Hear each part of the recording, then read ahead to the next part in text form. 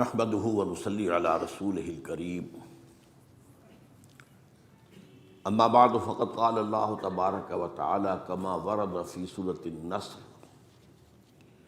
اعوذ بالله من الشيطان الرجيم بسم الله الرحمن الرحيم اذا جاء نصر الله والفتح ورأيت الناس يدخلون في دين الله افواجا فسبح بحمد ربك واستغفره انه كان توابا. وقال عز وجل كما ورد في سورة التوبة فإذا انسلخ الأشهر الحرم فاقتلوا المشركين حيث وجدتموهم وخذوهم واقعدوا لهم كل مرصد فإن تابوا وأقاموا الصلاة وآتوا الزكاة فخلوا سبيلهم إن الله غفور رحيم. وقال عز وجل كما ورد في سورة الحجرات قالت الأعراب آمنا قل لم تؤمنوا ولكن قولوا أسلمنا ولما يدخل الإيمان في قلوبكم وإن تطيعوا الله ورسوله لا يلدكم من أعمالكم شيئا إن الله غفور رحيم. صدق الله العظيم. رب اشرح لي صدري ويسر لي امري واحلل عقدة من لساني يفقهوا قولي. اللهم ربنا الهمنا رشدنا واعذنا من شرور انفسنا. اللهم ارنا الحق حقا وارزقنا اتباعه وارنا الباطل باطلا وارزقنا اجتنابه. آمین یا رب العالمین. حضرات، فہم قرآن کا جہاں تک تعلق ہے اس کی بہت سی ڈائمنشنز ہیں، ابعاد ہیں.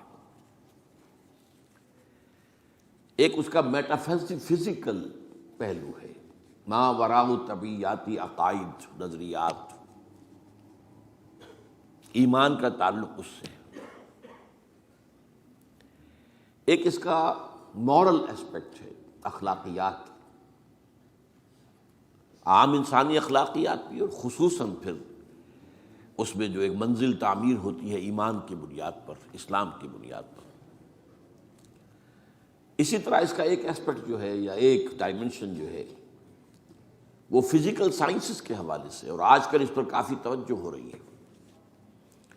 متعدد کتابیں جو ہیں اس موضوع پر چھپی ہیں کہ جو فزیکل سائنسز کے فینومینا کا ذکر ہے قرآن مجید میں، وہ قرآن کی حقانیت کو گویا کہ دن بدن مزید مبرہن کرتا چلا جا رہا ہے. قرآن مجید نے کہا بھی تھا یہ سورہ حامیم اور سجدہ کے آخر میں، سنوریہم آیاتنا فی الآفاق وفی انفسہم حتی یتبین لہم انہ الحق.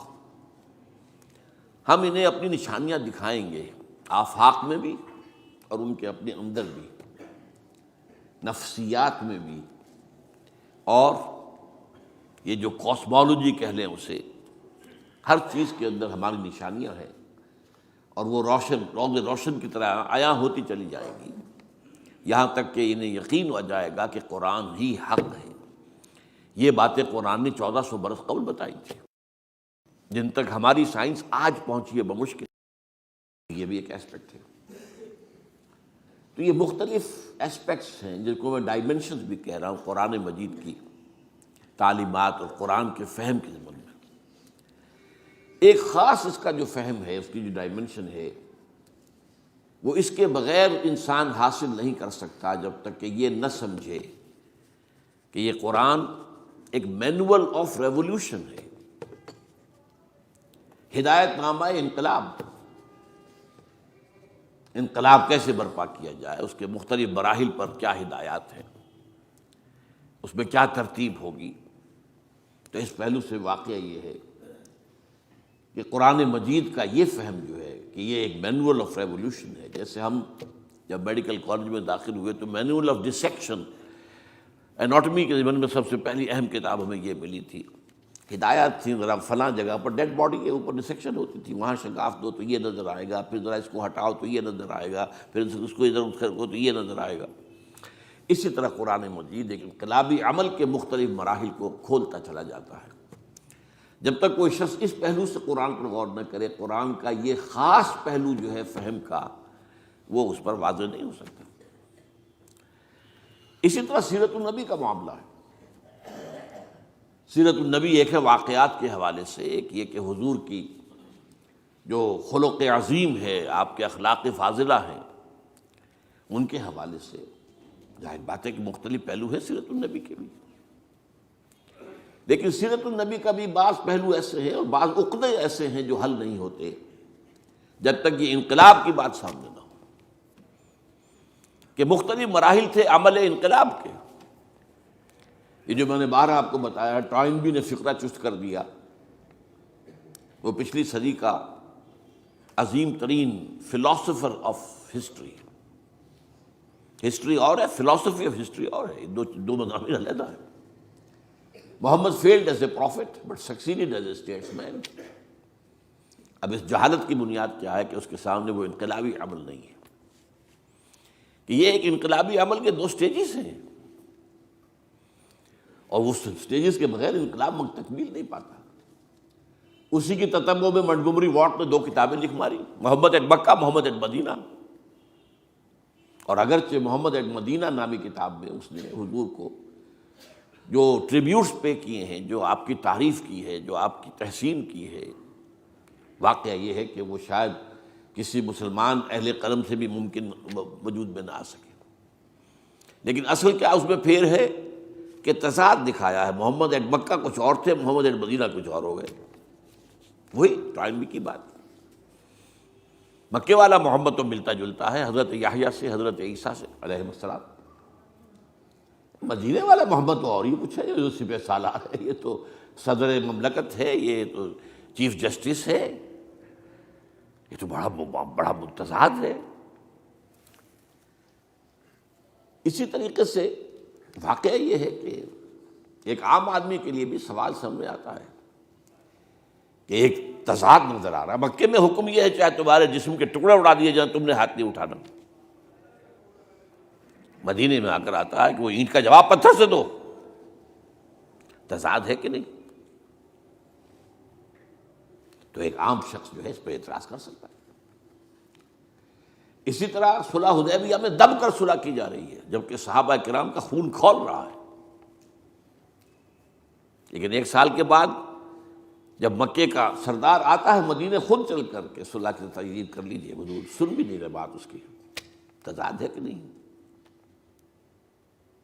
یہ تضادات حل ہوتے ہیں اس سے کہ ایک انقلابی عمل تھا۔ انقلابی عمل میں ایک مرحلہ ہوتا ہے ایک جماعت تیار کرنا، ڈیڈیکیٹڈ لوگ، کمیٹڈ لوگ، ڈسپلنڈ لوگ، تن من دھن قربان کر دینے کے لیے تیار لوگ۔ پہلا مرحلہ یہ ہے، اس کے تقاضے کچھ اور ہیں، اور دوسرے مرحلے میں اس طاقت کو ٹکرانا ہے، باطل کی قوت سے ٹکر لینی ہے۔ تو یہ 2 مرحلے ہیں، پہلے مرحلے کا تقاضا کچھ اور ہے، دوسرے مرحلے کا تقاضا کچھ اور ہے۔ تو اگر یہ ریولوشنری پروسیس سامنے نہ ہو تو یہ مسائل حل نہیں ہوتے۔ اسی طریقے سے یہ جو حضور کی ہی حیات طیبہ کے دوران ایک بغاوت کی سی کیفیت عرب کے اندر پیدا ہو گئی اور بڑی زبردست خانہ جنگی ہوئی حضور کے وصال کے فوراً بعد۔ پھر خلفائے ثلاثہ جو ہیں وہ شہید کیے گئے۔ اس کا تاریخی پس منظر بھی آپ کو سمجھ میں نہیں آ سکتا، یہ کیوں ہے؟ یہ آئسولیٹڈ واقعات نہیں ہیں، یہ در حقیقت ایک بات سمجھ لیں گے تو سمجھ میں آ جائیں گے۔ وہ کیا ہے؟ ہر ریولوشن کا خاصہ ہے، یہ لازمی بات ہے کہ جب وہ کامیاب ہو جاتا ہے تو اس کے کچھ عرصے کے بعد کاؤنٹر ریولوشنری موومنٹ شروع ہوتی ہے۔ ہوتا کیا ہے؟ ایک جماعت انقلاب لانے کے لیے کھڑی ہوئی، اس نے قربانیاں دیں، اس نے سب تقاضے پورے کیے، جو مخالفین تھے مخالفت کرتے رہے، مقابلہ کرتے رہے، ریزسٹ کرتے رہے۔ ایک جگہ پر آگے محسوس کیا کہ اب ہم ریزسٹ نہیں کر سکتے، it's no use continuing resistance, لہذا سر جھکا لو بھائی۔ میں کہا کرتا ہوں اس کو پنجابی میں جو کہتے ہیں نیوی پاؤ، اس وقت تو جو ہے سر جھکا لو، لیکن ذرا وقت ملے گا پھر ہم ذرا موقع محل دیکھ کر وار کریں گے۔ یہ ہر ریولوشن کا خاصہ ہے، ہر ریولوشن کا، کہ آخری سٹیج پر آ کر مخالفین جو انقلاب کے ہوتے ہیں وہ دب جاتے ہیں، چھپ جاتے ہیں، کور لے لیتے ہیں، اور پھر موقع دیکھتے ہیں اور موقع پر پھر وہ بغاوت کرتے ہیں، اس ریولوشن کو ختم کرنے کی کوشش کرتے ہیں۔ یہ چیز جو ہے اگر آپ کو سمجھ میں آ جائے تو در حقیقت وہ واقعات جو ہیں جن کی طرف میں نے اشارہ کیا کہ حضور کی زندگی ہی کے اندر وہ آثار شروع ہو گئے تھے۔ چنانچہ مدعیان نبوت کھڑے ہو گئے۔ آپ کو معلوم ہے طلیحہ اسدی، مسیلمہ کذاب یمامہ کا، اسود عنسی، سجا ایک عورت، اپنے اپنے علاقوں میں ہم بھی نبی ہیں۔ انہوں نے سوچا یہ محمد کو اتنی بڑی کامیابی نبوت سے حاصل ہو گئی صلی اللہ علیہ وسلم، دعویٰ نبوت ہی تھا نا، آؤ نا ہم بھی سیر کریں کوہ طور کی، چلو دعویٰ کرو تم۔ اور ان کے گرد خاصی بڑی بڑی طاقتیں جمع ہو گئی تھی، کافی بڑی بڑی طاقتیں جمع ہو گئی تھی۔ چنانچہ مسیلمہ کذاب نے تو جو رزسٹ کیا ہے، کیونکہ بالآخر جو ہے یہ ایک نبی نبوت کا دعویٰ کرنے والا مرد مسیلمہ اور ایک عورت سجا، ان دونوں نے آپس میں شادی بھی کر لی تھی، وہ تو ڈبل نبوت ہو گئی پھر۔ اور ان کی بہت بڑی طاقت تھی، بہت بڑی طاقت۔ یہ یمامہ کے علاقے کے لوگ جو ہیں بنو تمیم، یہ بہت تند خو، بہت سرکش، بہت جنگجو، بہت سخت لوگ تھے۔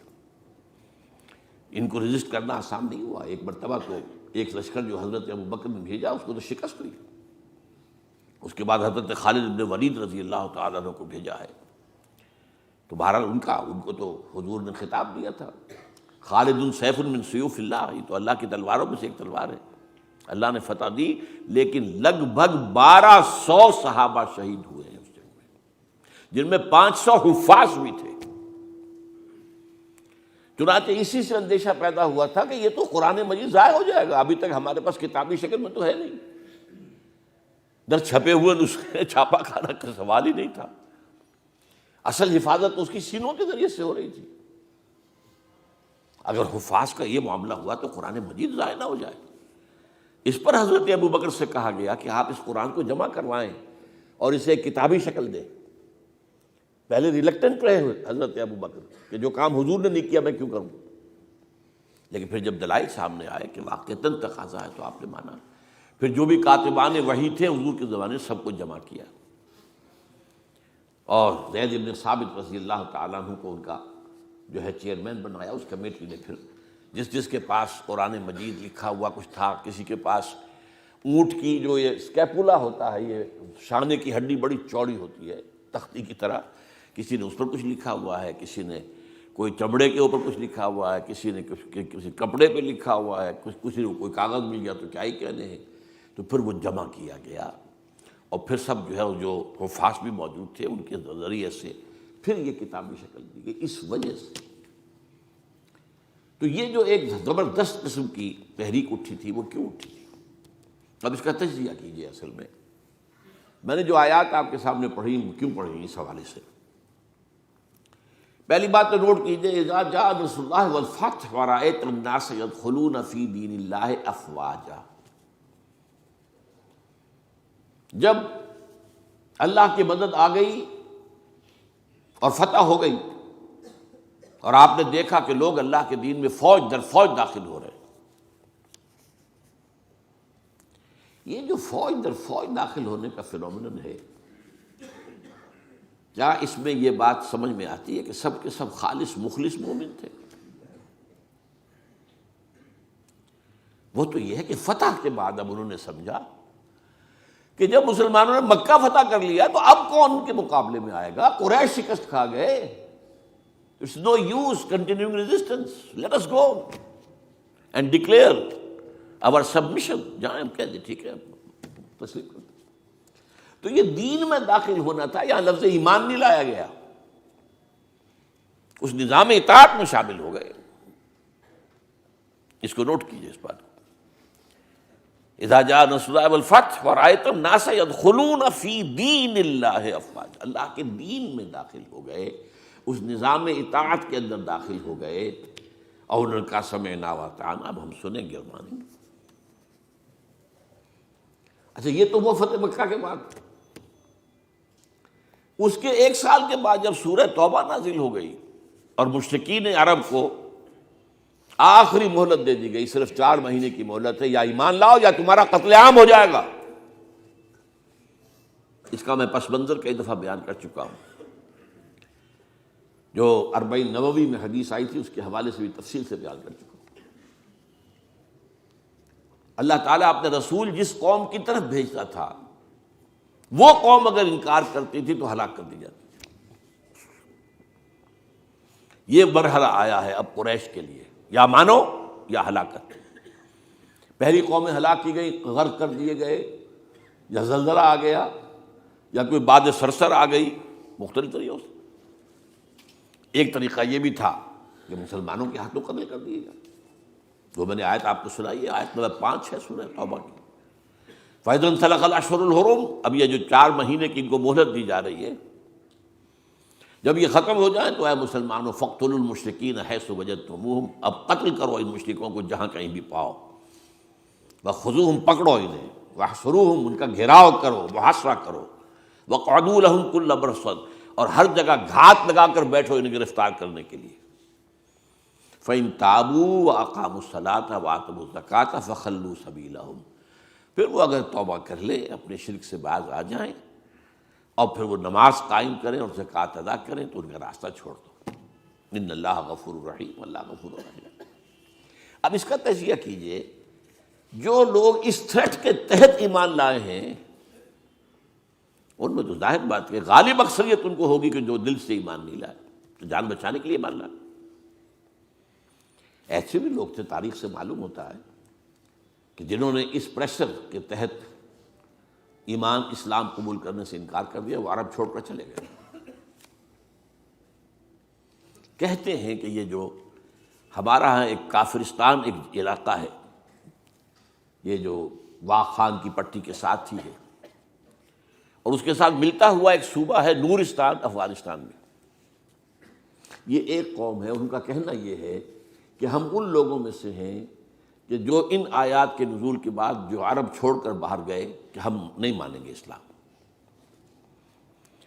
پھر جیسے جیسے ہم پڑھتے گئے پیچھے پیچھے اسلام بھی آ رہا تھا، فتوحات ہو رہی تھی، تو آگے آگے ہم پیچھے پیچھے اسلام، یہاں تک کہ ہم آ کر ہمارے آباء اجداد ان پہاڑوں میں آ کر انہیں پناہ لے لی. یہ چترال کا علاقہ، یہ سارا جو ہے یہاں پر.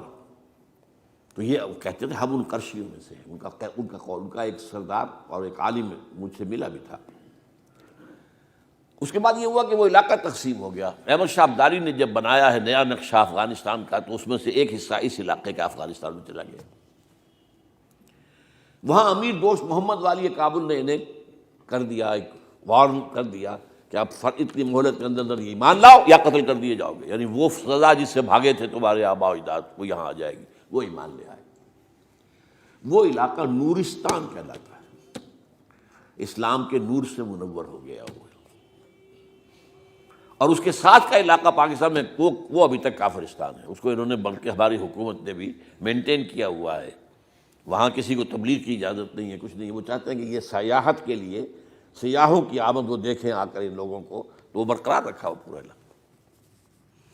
بہرحال یہ کیفیت اب تجزیہ یہ کرنا ہے کہ جو لوگ اس وقت ایمان لائے ان میں اگر اکثریت نہیں تو بہرحال بہت بڑی تعداد ایسے لوگوں کی تھی کہ جنہوں نے صرف جان بچانے کے لیے وہ جو ہے وہ اپنا ایمان لانا جو ہے اور اسلام میں داخل ہونا قبول کیا، ورنہ حقیقت میں وہ اسلام میں داخل.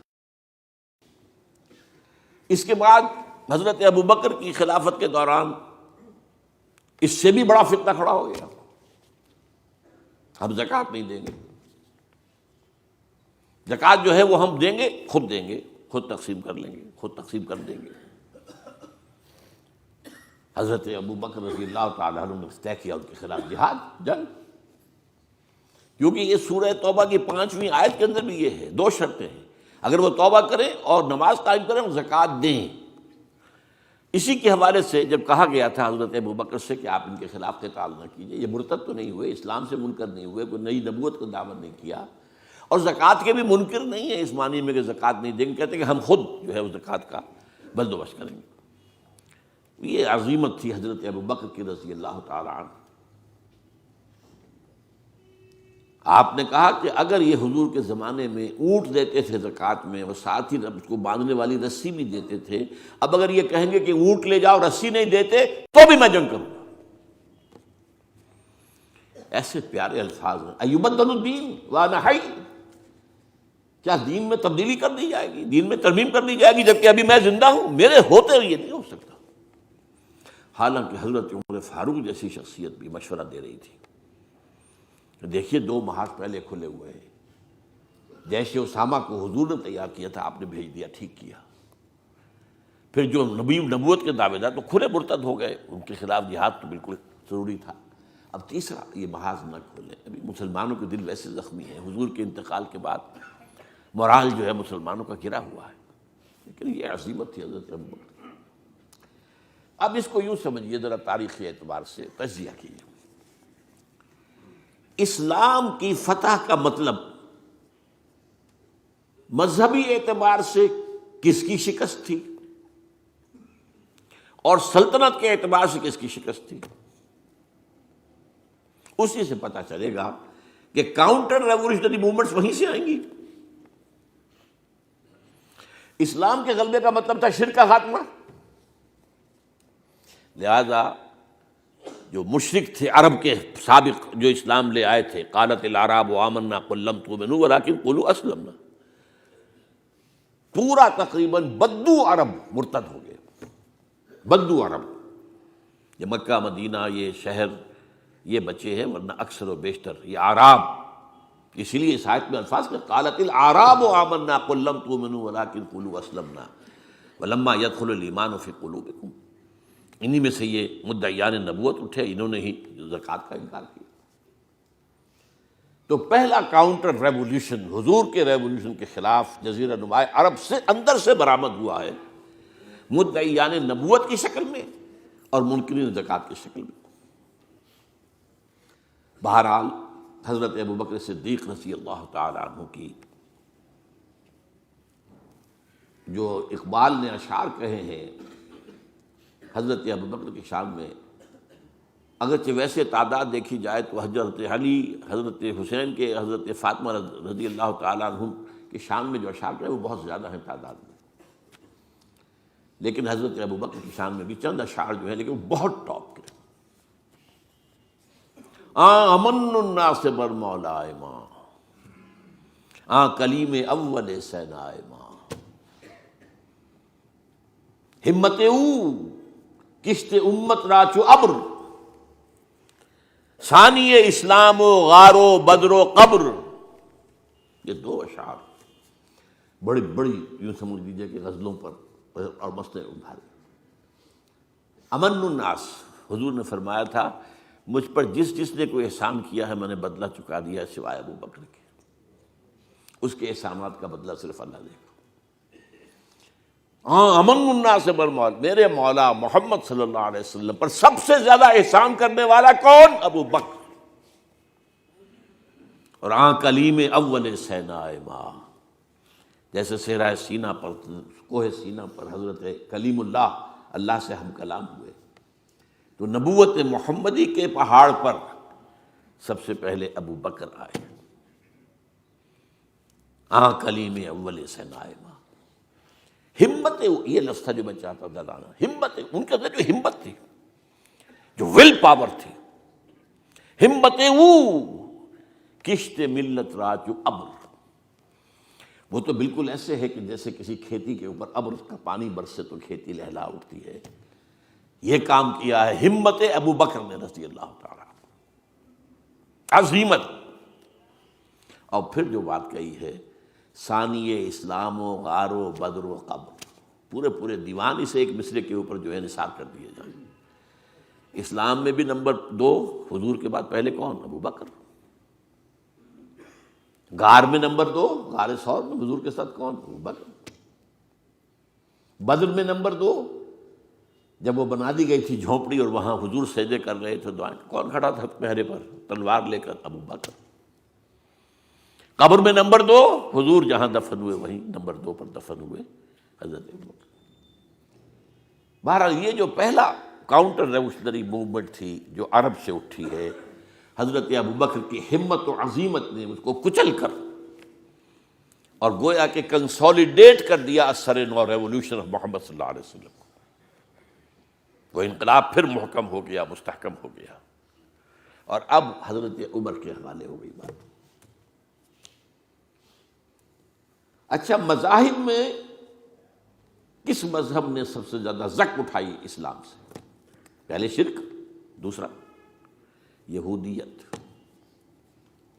عیسائیت سے تو مقابلہ ہوا ہی نہیں، کوئی جنگ نہیں ہوئی رہی عیسائیوں سے۔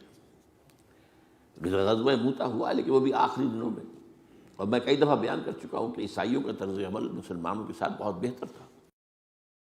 نجاشی نے پناہ دی تھی، ہرقل جو ہے تیار تھا اسلام لانے کے لیے۔ ہرقلیس چاہتا کیا تھا؟ جیسے سن 300 عیسوی میں قسطنطین جو ایمپرر تھا روم کا، وہ عیسائی ہو گیا اور پوری مملکت عیسائی ہو گئی، تو نظام انٹیکٹ رہا، ایمپرر جوں کا تو قائم رہا۔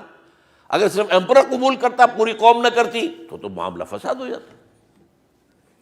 وہ یہ چاہتا تھا کہ اب میری پوری قوم میرے ساتھ جو اسلام لے آئے۔ وہ ایک لمبی بات ہے، اس وقت میں تفصیل میں نہیں جا سکتا، بہت پیاری حدیث ہے، بڑی طویل، جو اس کا مکالمہ ہے، جو کہ اس نے ابو سفیان سے اس وقت تک ایمان وہ نہیں لائے تھے۔ جب حضور کا خط پہنچا ہرقل کے پاس تو اس نے کہا کہیں کوئی عرب کے کوئی لوگ آئے ہوئے ہیں آس پاس، کوئی تاجر آیا کرتے تھے وہاں، معلوم وہاں ایک قبیلہ آیا ہوا، تو ان میں وہ ابو سفیان قبیلہ لے کر گئے ہوئے تھے، ان کو بلایا گیا۔ بہرحال وہ ایک لمبی بات ہے، حدیث ہے موجود بخاری کے۔ یہودیت کی کمر ٹوٹی، 3 ان کے قبیلے تھے بڑے زوردار، وہ مدینے سے نکالے گئے۔ ایک قبیلے کے تو تمام جوان مردوں کو قتل کیا گیا۔ پھر ان کے مضبوط قلعے تھے خیبر کے علاقے کے اندر، فدق اور یہ، ان سب میں سے نکالا گیا۔ تو جو ایگریوڈ پارٹیز تھیں، تو ایک اعتبار سے شرک، مشرکین، ان کی طرف سے تو آ گیا رد عمل، کاؤنٹر ریولیوشن، یہ حضرت ابو بکر کے دور ہی میں۔ لیکن میں یہودیوں کا ذکر اب بعد میں کروں گا۔ سلطنت کے اعتبار سے جس سلطنت کے چیتھڑے اڑ گئے وہ سلطنت ایران تھی، حضرت عمر کے ہاتھوں تو ختم ہو گیا، نسیہ منسیہ۔ سلطنت روما، اس کی صرف ایک ٹانگ ٹوٹی تھی 3 میں سے۔ وہ 3 بر اعظموں پر پھیلی ہوئی سلطنت تھی Roman empire, eastern Europe, northern Africa, western Asia. Western Asia میں شام اور ترکی کا علاقہ، شام لیا گیا اس سے، باقی تو اس کے پاس رہا، مشرقی یورپ بھی رہا، شمالی افریقہ بھی رہا، وہ رفتہ رفتہ بعد میں جو ہے گیا۔ لیکن یہ کہ اصل میں جو ہے پہلے مرحلے میں اس کی ایک ٹانگ ٹوٹی، ایک ایران کا خاتمہ ہو گیا۔ اور ایرانی بے انتہا نسل پرست، ان میں اپنی ریشیل سپیریورٹی کا بہت احساس ہے، نسلی برتری کا، اپنی تاریخ پر بہت ناز ہے، شہنشاہیت کی تاریخ جو کہ خسرو سے شروع ہوتی ہے، سائرس سے، پھر ڈیریس جیسا عظیم فاتح۔ بڑی عظیم تاریخ ہے ایران کی، اس کو یوں سمجھیں، یہ معمولی شے نہیں ہے، ایران بہت عظیم تاریخ، اور کئی 100 برس تک تو سارا معاملہ جو ہے، جسے آپ وہ سی100 کہتے ہیں، تو یہ 2 سپر پاورز نہیں ہیں، ایران اور روم، ایران اور روم، ایران اور روم۔ کبھی ایران غالب آ گیا روم بیٹھ گیا، کبھی روم غالب آ گیا ایران بیٹھ گیا۔ قرآن مجید میں ایک پوری سورت جو ہے سورہ روم کے نام سے ہے کہ نہیں؟ الف لام میم غلبت الروم فی ادنی الارض وهم من بعد غلبهم سیغلبون فی بضع سنین۔ بہرحال ایران کا جو پرخچے اڑے ہیں، بادشاہت ختم ہوئی ہے، اس کا وار آیا ہے حضرت عمر پر۔ یہ چونکہ ہوا حضرت عمر کے ہاتھوں، لہٰذا ایرانیوں کے نزدیک مبغوض ترین شخص حضرت عمر ہے، اور حضرت عمر سے نفرت ان کی جبلت کے اندر ہے، ان کے جینز میں ہے۔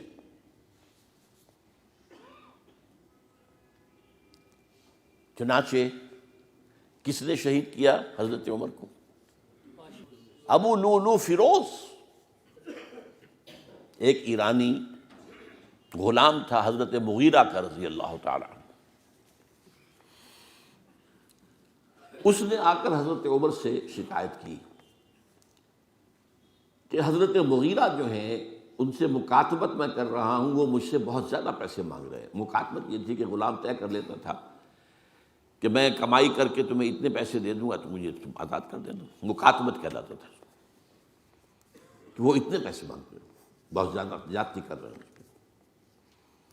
حضرت عمر نے پوچھا کہ تم کیا کیا کام جانتے ہو؟ اس نے گنوایا، میں یہ بھی جانتا ہوں، یہ بھی جانتا ہوں، یہ بھی جانتا ہوں، میں ترخان بھی ہوں، میں فلاں بھی ہوں، میں چکیے بھی بناتا ہوں، میں یہ بھی کرتا ہوں۔ تو فرمایا کہ پھر تم پر یہ زیادہ نہیں ہے، جو مغیرہ تمہارے اوپر جس قدر رقم ڈال رہے ہیں زیادہ نہیں ہے، اور دیکھنا مجھے ایک چکی بنانی جانتے ہو تو ایک چکی مجھے بھی بنا کے دینا۔ کہا آپ کو تو میں وہ چکی بنا کے دوں گا جو ساری دنیا یاد کرے گی، دھمکی دے گئے۔ اور حضرت عمر نے پہچان لیا تھا کہ دھمکی دی اس نے۔ دوسری طرف اس کی پشت پر کون تھا؟ ہرمزان، یہ ایک بڑا جرنیل تھا ایرانی، شکست ہوئی، گرفتار ہو کر آیا، کیونکہ بہت بڑا وار کرمنل تھا۔ اس کو فیصلہ کیا گیا اس کی گردن اڑا دی جائے۔ اب اس کی چال دیکھیے، ایرانی ذہن کہ مجھے ذرا پانی پینے کے لیے دے دیں اس سے پہلے کہ میری گردن اڑائی جائے۔ حضرت عمر نے فرمایا ہاں پانی دے دو۔ اب پانی کا کٹورا ہاتھ میں لے کہتا ہے دیکھیے مجھے ضمانت دیجیے جب تک میں یہ پانی نہ پی لوں مجھے قتل نہیں کریں گے۔ کہ ہاں ٹھیک ہے، جب تک تم یہ پانی نہیں پی لو گے تو میں قتل نہیں کیا۔ وہ کٹورا پھینک دیا پانی کا، کرو کا قتل مجھے کیسے کرتے ہو؟ یہ پانی تو میں نے نہیں پیا۔ چھوڑنا پڑ گیا اس کو، زبان کی بات تھی۔ وہ تھا اس کی پشت پر ابو لولو فیروز، اور ابو لولو فیروز کے اب بھی اس کے جیسے ائمہ اہل بیت کے اہل تشیع جو ہیں وہ ان کے مقبروں کی صریخ بناتے ہیں، اس کے اوپر جالیاں، اس طرح اس کا ہے، اور حضرت ابو لولو فیروز کا حلقہ ہے، وہ قاتل عمر ہے رضی اللہ تعالیٰ۔ تو سمجھ رہے ہیں اس بات کو؟ جو بھی اگریوڈ تھے وہیں سے کاؤنٹر اٹیک آنا تھا نا۔ اب آئیے یہود کی طرف۔ ظاہر بات ہے کہ جزیرہ نما عرب سے یہودیت کا خاتمہ ہو گیا۔ اس کے بعد مجھے اکثر اس معاملے میں یاد آ جایا کرتی ہے ایک پکچر کبھی کسی زمانے میں دیکھی تھی، ہیلن آف ٹرائے۔ وہ ٹرائے کا گھوڑا تو بہت سے لوگوں نے سنا ہوگا نا، کہانی ایسی ہے کہ ان کے تو اسپارٹا اور ٹرائے کے آپس میں جنگ تھی، اس میں وہ گھوڑا ایک بنا کر اس کے اندر چھپا کر فوجیوں کو وہ شہر کے اندر لے گئے تھے۔ اس جنگ میں ایک موقع پر جو ان کا سب سے بڑا یونانیوں کا جو سب سے بڑا سردار تھا، وہ جو ان کا سب سے بہادر شمار ہوتا تھا، وہ قتل ہو گیا۔ تو ایک یونانی جو ہے دوسرا سردار کھڑا ہو کر کہتا ہے so this is the end of Greek bravery but not of Greek treachery. یہ یونانیوں کی بہادری کا تو خاتمہ ہو گیا اس شخص کی موت کے ساتھ، یونانیوں کی عیاری تو ختم نہیں ہوئی نا۔ تب اس نے پھر یہ پہلے تو پسپائی کروا دی، سب کے سب چلے گئے۔ اب یہ ٹرائے والے دیکھ رہے جا رہی ہیں فوجیں چلی گئیں، جہازوں میں بیٹھ کے بھی روانہ ہو گئے۔ پھر کچھ عرصے کے بعد واپس آئے، خفیہ طور پر گھوڑا بنا کر لائے بہت بڑا، اس کے پیٹ میں اپنے فوجی بھرے۔ اب وہ جو ہے لوگوں نے دیکھا بعد میں ٹرائے کا گھوڑا ہے، اس کو وہ لوگ اندر لے گئے، وہ خوشیاں منا رہے ہیں فتح کی۔ رات کو جب وہ شراب کے نشے میں دھت ہو چکے ہوئے تھے، وہ اس میں سے نکلے، پیٹ میں سے انہوں نے قتل کیا ہے۔ تو وہ ٹریچری ہے۔ تو یہودیوں کی بریوری تو ختم ہو گئی جب کہ خیبر فتح ہو گیا اور وہاں کے بڑے بڑے قلعے حضرت علی رضی اللہ تعالیٰ عنہ کے دست مبارک سے اور ان کا بہت بڑا مرحب، بہت بڑا سردار، بہت بڑا طاقتور، وہ قتل ہوا حضرت علی کے ہاتھوں رضی اللہ تعالیٰ عنہ. But not the Jewish treachery. وہ ٹریچری اب شروع ہوتی ہے حضرت عثمان کے زمانے میں. عبداللہ ابن سبا ایک یہودی ہے یمن کا، وہ اسلام کا لبادہ اوڑھ کر اسلام میں آ گیا مدینے میں. یہاں اس نے اس معاشرے کا خوب تجزیہ کیا، یہاں کیا کیا چیزیں ہیں، کون کون سی فورسز ایٹ پلے ہیں، میں کس دختری رگ کو چھیڑ سکتا ہوں. نے محسوس کیا کہ بنو ہاشم اور بنو امیہ کی بڑی پرانی جو ہے چپقلش اور مسابقت، ایک طرح کا مقابلہ قریش کے ان دو بڑے گھرانوں کے اندر، یہ ان کی ہڈیوں کے اندر ہے. اس کو اٹھایا. اب عجیب بات اصل میں یہ ہے کہ خلیفہ اول نہ بنو امیہ میں سے تھے نہ بنو ہاشم میں سے. بنو ہاشم اور بنو امیہ کا معاملہ تھا.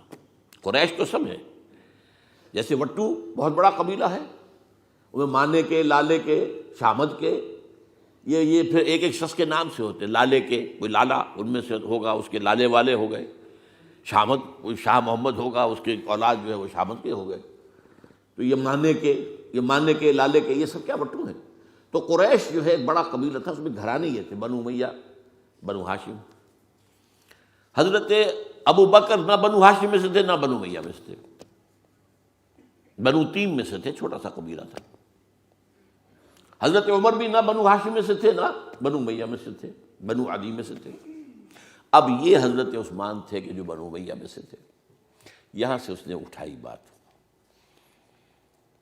اور ایسی ایسی باتیں شروع کی جو عوام جو ہیں، جو پورا رسوخ فی العلم حاصل نہیں ہوتا، وہ اس کے اندر بہہ جاتے ہیں. دیکھو یہ کیسے ہو سکتا ہے کہ ہمارے نبی جو ہیں وہ تو زمین میں دفن ہیں اور عیسیٰ جو ہے آسمان پر بیٹھے ہیں، اور عیسیٰ تو دوبارہ آئیں گے اور ہمارے نبی نہیں آئیں گے وہ بھی آئیں گے. اور ہر نبی کا ایک وصی ہوتا ہے. محمد کا وصی علی ہے، اسے ہونا چاہیے خلیفہ، وہ بنو ہاشم میں سے. باقی جو بھی خلیفہ بنا ہے غاصب ہے، ابو بکر غاصب، عمر غاصب، اور اب جو ہے سب سے بڑا غاصب نہیں غصاب کہہ لیں اس کو، وہ تو بنو امیہ میں سے عثمان. ہاؤ کم، کیسے خلافت اس کی. اور اس نے اس تک بات بڑھائی ہے کہ حضرت علی تو خدا ہیں، اوتار ہیں خدا کا. یہ ساری چیز آج بھی یا علی مدد کا نعرہ جو لگ رہا ہے، یہ وہی سبائیت کے اثرات ہیں. یا اللہ مدد کا نعرہ نہیں لگاتے، یا محمد مدد کا نعرہ کوئی نہیں لگاتا، یا علی مدد.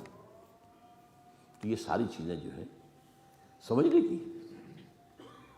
حضرت علی رضی اللہ تعالیٰ عنہ کے بارے میں غالب بھی کہتا ہے مشغول حق ہوں بندگی بوتراب میں. بوتراب حضرت علی، ان کی بندگی کرتے ہوئے میں اصل میں اللہ کی بندگی، میں ان کی بندگی کرتا ہوں گویا کہ اللہ کی کرتا ہوں.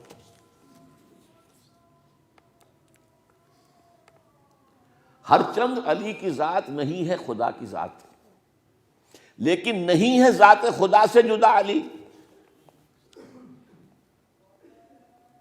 یہ ساری باتیں اس نے پھیلائی اور فتنہ برپا کر. اور اس کی ایک خاص ٹیکنیک اس نے ایجاد کی. سب سے پہلے اس نے جا کر کوفے میں اپنا میدان جمایا.